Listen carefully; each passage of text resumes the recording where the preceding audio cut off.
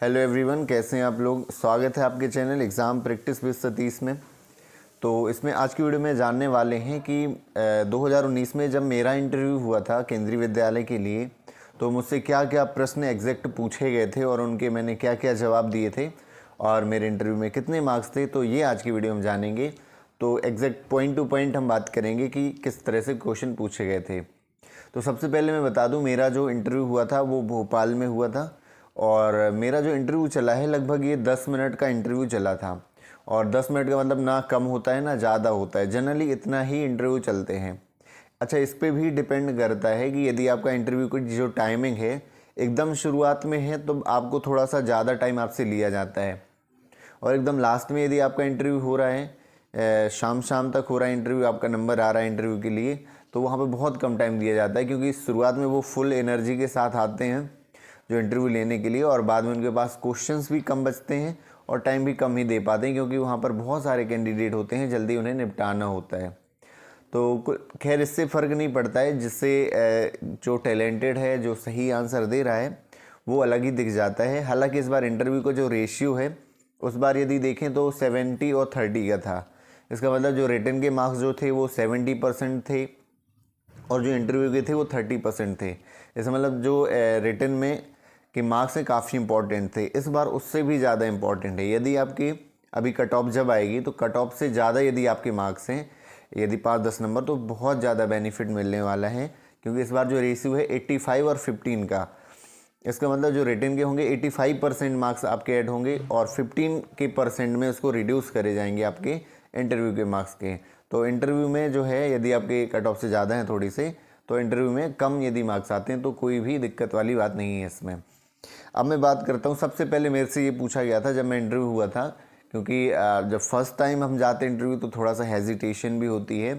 तो थोड़ा सा नॉर्मल क्वेश्चन से शुरुआत करते हैं कि मेरे से पूछा था where do you come from, तो आप कहाँ से आए हो, तो मैंने जवाब दे दिया था उसका। एंड सेकेंड वन क्वेश्चन जो था उनका कि हाउ फार इट इज़, और ये एग्जैक्ट मुझे याद है कि ये मुझे समझ में नहीं आया था। एक्चुअली मुझे पता होता है कि कन्वर्सेशन तो पता थी, लेकिन मुझे सुनाई कम दिया था ये वाला क्वेश्चन। हेजिटेशन भी थोड़ी ज़्यादा होती है, तो उन्होंने इसका हिंदी कर दिया था कि मतलब ये कितना दूर है। मतलब वो लास्ट में उन्हें ये लग रहा था कि थोड़ी सी इंग्लिश वीक है। वो कह रहे थे, जब लास्ट इंटरव्यू में निकला था, वो कह रहे थे बहुत अच्छा रहा, थोड़ी आप इंग्लिश स्ट्रॉन्ग कर लेना, ये उन्होंने बोला था। उसके बाद इंटरव्यू के जो सवाल थे, हालांकि इंग्लिश पे पूरा जज नहीं करते, जब आप पूरा आपका ओवरऑल इंटरव्यू होता है, आपका डेमोन्स्ट्रेशन होता है, वहाँ पर डेमो टीचिंग होती है, उस पर ही सारा बेस्ड रहता है। क्योंकि आपको इतनी सारी मैंने वीडियोस डाली हैं, केवीएस की सीरीज चलाई है, उसमें आपको पता चल गया होगा कि मेनली फोकस रहता है डेमो टीचिंग पर।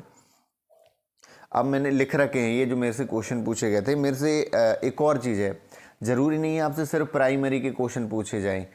उनके दिमाग में जो क्वेश्चंस रहते हैं, क्योंकि वो हायर एजुकेशन, हायर क्लासेस को पढ़ा रहे होते हैं, या एनसीईआरटी के सदस्य होते हैं, केवी के प्रिंसिपल होते हैं, तो जनरल क्वेश्चन भी वो पूछ लेते हैं। डेमो टीचिंग तो है साथ में, लेकिन कुछ क्वेश्चन आपको बैठ के भी पूछे जाते हैं ना, आपसे जब आप सामने बैठे होते हो, आपके डॉक्यूमेंट्स सब देख रहे होते हैं, डॉक्यूमेंट्स से भी क्वेश्चन वो पूछ सकते हैं। क्योंकि जब आप अंदर जाओगे तब आपकी फ़ाइल आपके हाथ में रहेगी और फाइल आप दे दोगे सामने, तो वो आपके फाइल के डॉक्यूमेंट्स भी पढ़ रहे होंगे, चेक कर रहे होंगे आपने क्या क्या किया, उससे भी वो सवाल बन सकते हैं। इसलिए आपके कुछ डॉक्यूमेंट में प्रॉब्लम है या तो उसके आंसर पहले से ही प्रिपेयर करके रहिए। कहीं आपका बैक लगा हुआ है, ये बहुत अच्छे मार्क्स हैं, तो भी ये तो बहुत अच्छी बात होती है। यदि आपके अच्छे मार्क्स हैं उसका बेनिफिट ज़रूर मिलता है, क्योंकि वो उनके मार्क्स उनके सामने रहते हैं। तो मेरे से ये पूछा गया था कि आर्किमिडीज़ के लॉ क्या हैं, जो कि तैरने के नियम रहते हैं। हमने, चूँकि मैं हिंदी मीडियम से हूँ, मुझे हिंदी में बता थे, तो मैंने कोशिश करी बताने की, क्योंकि बहुत पहले पढ़े थे, लेकिन उन्हें ये समझ में आ गया था कि हालांकि इसे पता है। एग्जैक्ट मैं सही नहीं इसका जवाब दे पाया था। मैंने कुछ इस तरह से जवाब दिया था कि किसी ऑब्जेक्ट को जब किसी लिक्विड में डुबाया जाता है तो वो क्या करता है, वो जो कुछ हटाता है, अपना द्रव्यमास जो हटाता है, और वाटर जो जितना हटता है वहाँ से डिस्प्लेस होता है, वो उस वस्तु के कुछ भार के बराबर होता है, द्रव्यमान के। ऐसा कुछ मैंने जवाब दिया था, एग्जैक्ट मुझे याद नहीं है। तो ये थोड़ा बहुत एक आध वर्डिंग की मिस्टेक हो गई थी, लेकिन उन्होंने कंसीडर इसको कर लिया था कि हाँ इसको पता है। इस तरह से ये चीज़ थी। और और इसके बाद जो है मेरे से ये क्वेश्चन भी पूछे गए थे कि एटमॉस्फेयर किसे कहते हैं। तो मैंने बताया हमारे चारों जो अर्थ के आवरण है, जो वायु का, गैसेस का, ये सारा जो मिलकर के एटमॉस्फेयर बनाता है। और इसके बाद यही क्वेश्चन पूछा गया था कि ऑक्सीजन का लेवल जो है एटमॉस्फेयर में कितना है। तो मैंने जो राउंड फिगर में 21% होता है मैंने वो बता दिया था, तो वो सही माना जाता है प्राइमरी क्लासेस के लिए। आगे मेरे से जो पूछा गया था ये सवाल पूछा गया था जब आर्किमिडीज़ के लॉ पूछे गए थे मेरे से। तो इसके बाद ये पूछा गया था कि आइस जो होता है, तो आइस जो पानी के ऊपर तैरता है तो क्यों तैरता है। तो ये तो वही हो गया आर्किमिडीज़ का लॉ। और दूसरा, कितना पार्ट बाहर रहता है पानी के।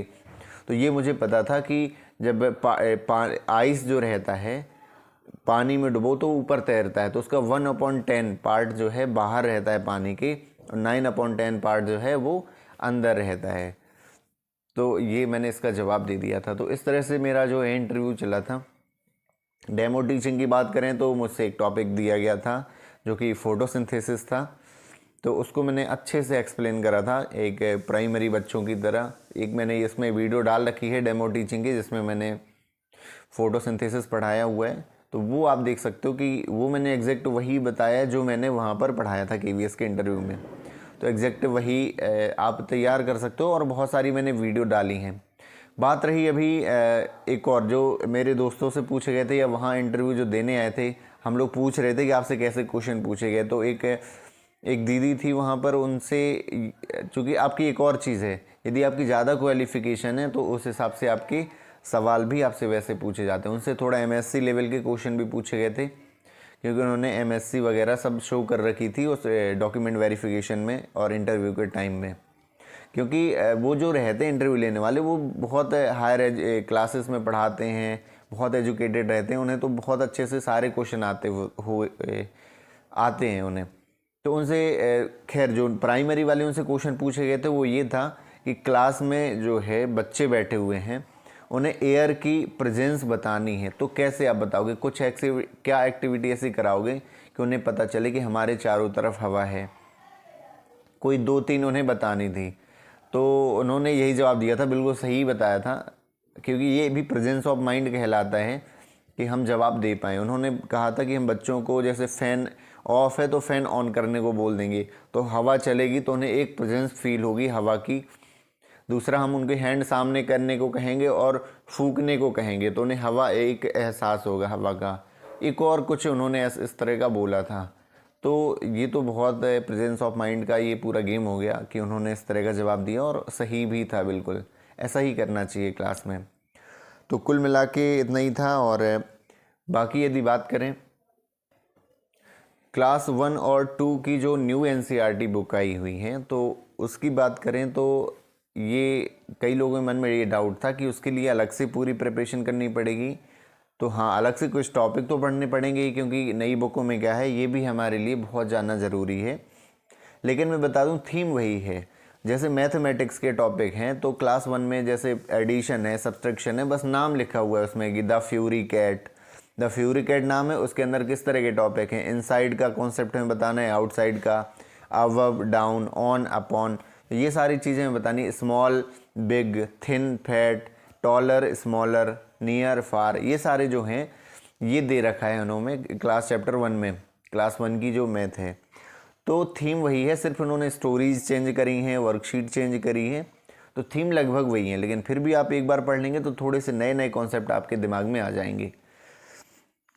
अब जैसे एक और चीज़ मैं बताऊं, उन्हें जैसे क्लास 1 का चैप्टर 1 मैथ का उन्होंने पूछना है, डेमो टीचिंग करवानी है, तो ये थोड़ी वो कहेंगे कि चलिए आप फ्यूरी कैट बताइए, एक्सप्लेन करिए फ्यूरी कैट। अब आप तो ना उन्हें पता होगा अच्छे से ना आपको, तो वो थीम ही बताएंगे ना आपसे कि चलिए एडिशन को आप बच्चों को कैसे बताएंगे, या फिर नियर फार, टॉलर स्मॉलर, है ना, बिग स्मॉल, इसके कॉन्सेप्ट को बच्चों को कैसे बताएंगे। तो ये चीज़ होती है। तो चूँकि क्लास 1-2 की जो रहेंगी सारी जो स्टोरीज़ ये सब, वो कैसी रहेंगी, स्टोरी बेस्ड रहेंगी। जो थीम है वो बाद में आती है कि सब्ट्रैक्शन सिखा रहे हैं, एडिशन सिखा रहे हैं।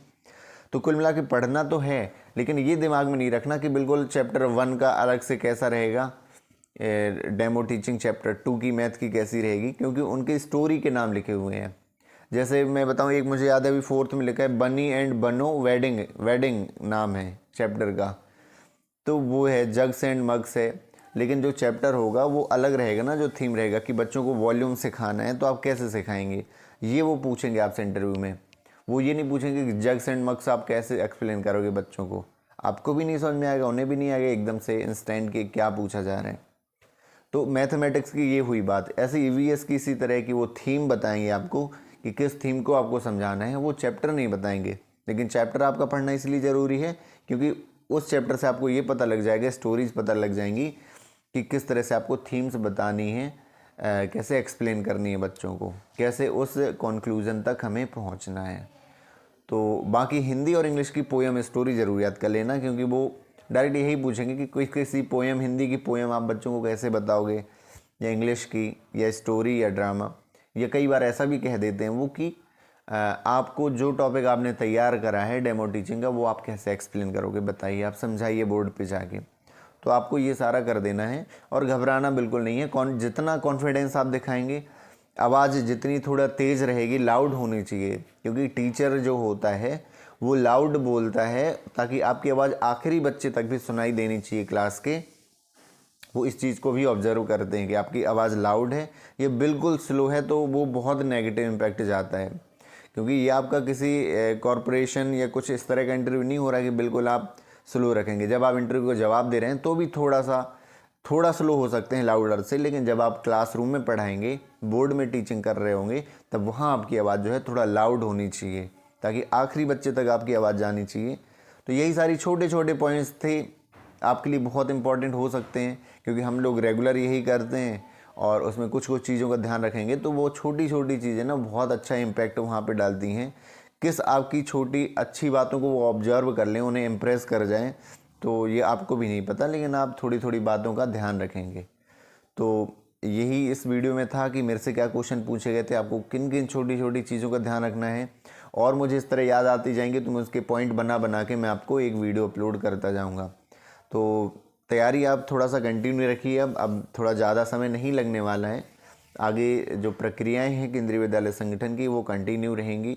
जो भी एलडीसी के जो एलडी के जो ज्वाइनिंग है, आगे इंटरव्यू जो कंडक्ट होने हैं, और आगे जो न्यू रिक्रूटमेंट के रिजल्ट आएंगे, वो कंटिन्यू अब आगे चलने वाले हैं। Thank you so much for watching this video. मिलते हैं अगली वीडियो में किसी नए टॉपिक के साथ। Thank you so much.